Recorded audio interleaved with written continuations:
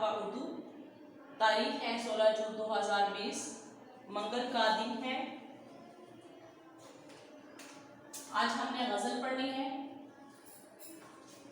गज़ल number 3। गज़ल number 3 के मुसन्निफ़ हैं मिर्ज़ा असदुल्लाह खान। 1797 में पैदा हुए, 1869 में जो है इनकी वफ़ात हुई। आज हम इनके तारुफ में इनकी पेंशन और वजीफ़ा, शायरी की खुसूसियात और तसानीफ़ पढ़ेंगे और फिर उसके बाद मशक़ी सवालात और मैं तशरीह आपको ब्रीफ करूँगी। सबसे पहले इनका तारुफ पढ़ते हैं। असल नाम असदुल्लाह खान और तखल्लुस गालिब था। आप आगरा में पैदा हुए। आपके वालिद का नाम मिर्ज़ा अब्दुल्ला बेग था। गालिब की उम्र 5 बरस थी तो उनके वालिद एक लड़ाई में मारे गए। वालिद के इंतकाल के बाद मिर्ज़ा की परवरिश उनके चचा ने की। उनके चचा अंग्रेज़ी फौज में मुलाजिम थे। वो भी बहुत जल्द इंतकाल कर गए तो ये अपनी वालदा के पास दिल्ली आ गए। इनकी शादी नवाब इलाही बख्श मरहूम की बेटी से हुई। उम्र का आखिरी हिस्सा बीमारियों में गुजारा। उन्होंने दिल्ली में वफात पाई और वहीं दफन हुए।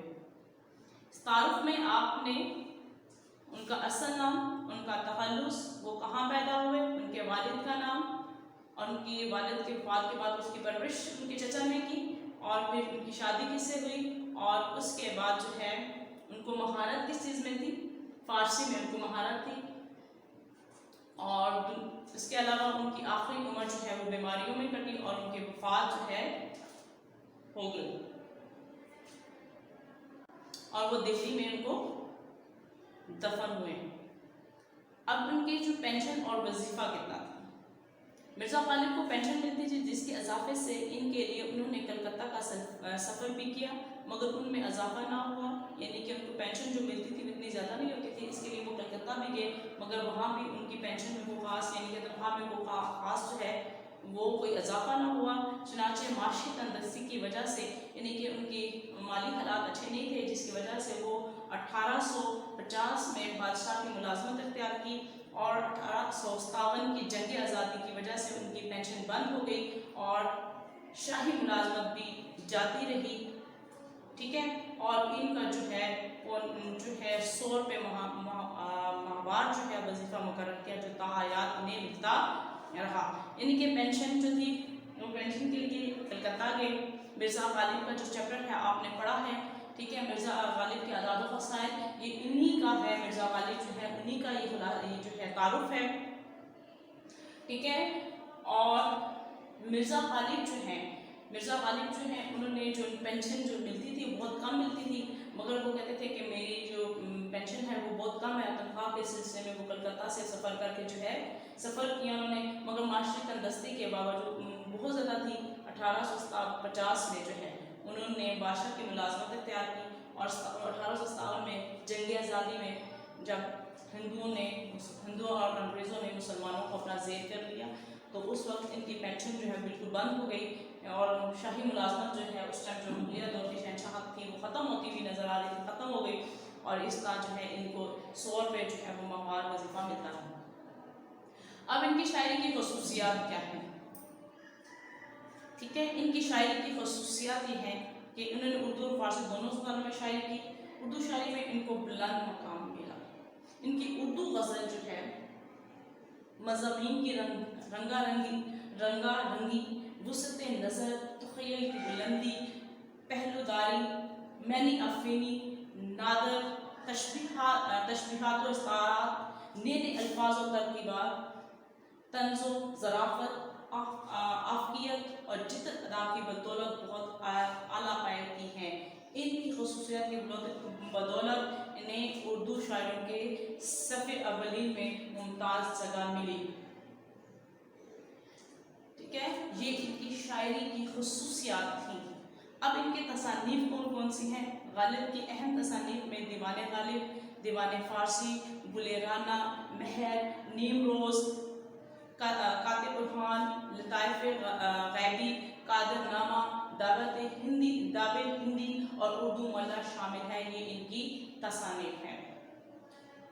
ये था उनका तारुफ इनका। फिर उसके बाद इनकी जो है पेंशन और वजीफ़ा, फिर इनकी शायरी की खसूसियात और इनकी तसानीफ, ये मैंने आपको बता दी। अब इनकी जो गज़ल है वो मैं एक एक करके शेर जो है वो उसका मफ़हूम समझा दूँगी, बता दूँ, ताकि आपको पढ़ने में समझने में आसानी होगी। वैसे तो आपके पास नोट्स अवे हैं, नोट्स के अंदर मैंने ये लिख दी गई है, तशरीह लिखी हुई है, मगर फिर भी मैं आपको पढ़ के बता देती हूँ। शेर नंबर 1 है, दिले नादान तुझे हुआ क्या है, आखिर इस दर्द की दवा क्या है। इस शेर में शायर कहते हैं, ना समझ दिल आखिर तुझे क्या हो गया है, ठीक है, तुम्हें कौन सा, यानी कि तुम्हें इस तेरे दर्द की दवा क्या है, क्या हो सकती है।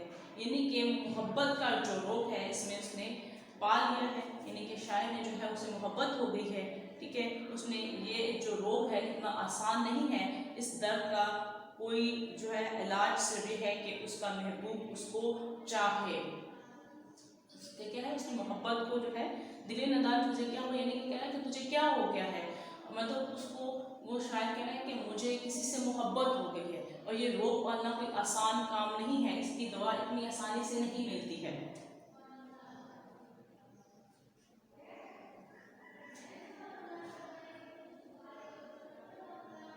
दूसरा है, हम हैं मुश्ताक और बेजार, हम हैं मुश्ताक और वो बेजार, या इलाही ये माजरा है क्या। कहते हैं कि या इलाही महबूब से मिलने का हम इश्तियाक करते हैं हमें, लेकिन वो हमसे बेजार है। मोहब्बत करने की ख्वाहिश तो होती है, इनकी मोहब्बत हस्ती महबूब की हस्ती की आंखों के सामने मौजूद है।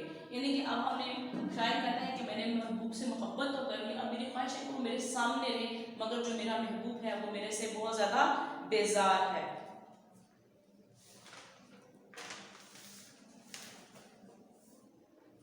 नंबर 3 शेर है, मैं भी मुंह में जुबान रखता हूँ, काश पूछे कि मदह क्या है।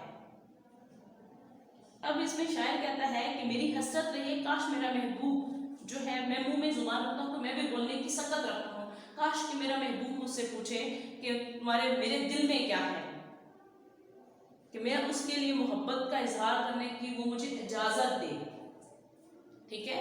इस शेर में कहते हैं कि मैं भी मुंह में जुबान, शायर कहते हैं मैं मुंह में जुबान रखता हूँ, मेरा महबूब मुझे इस बात की इजाज़त तो दे कि मैं उसे बता सकूँ, अपनी मोहब्बत का इजहार कर सकूँ। शेर नंबर 4 है, हमको उनसे वफा की है उम्मीद, जो नहीं जानते वफा क्या है। शायर कहते हैं कि जो लोग वफा के मैंने नहीं जानते, हम उनसे वफा की उम्मीद लगाए बैठे हैं, ठीक है।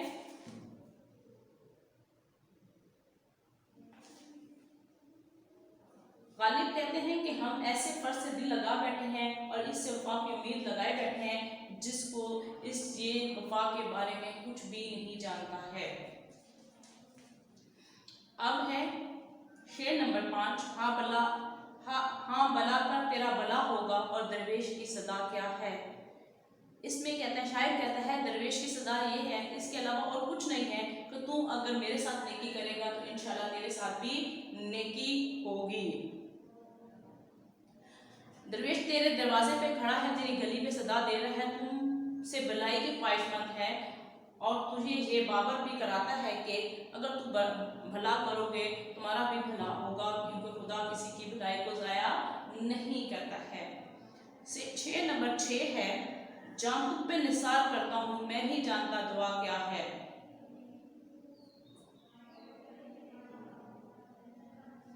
इसमें शायर कहता है मैं ज़ुबानी कलामी जो है वो दुआएं नहीं करता, इस बात पे नहीं करता, मैं तो तुम पर जान निसार करता हूँ, क्योंकि मैं तुमसे बेहद मोहब्बत करता हूँ और मैं जो हूँ अपने जो है तुम पर जान निसार करना चाहता हूँ।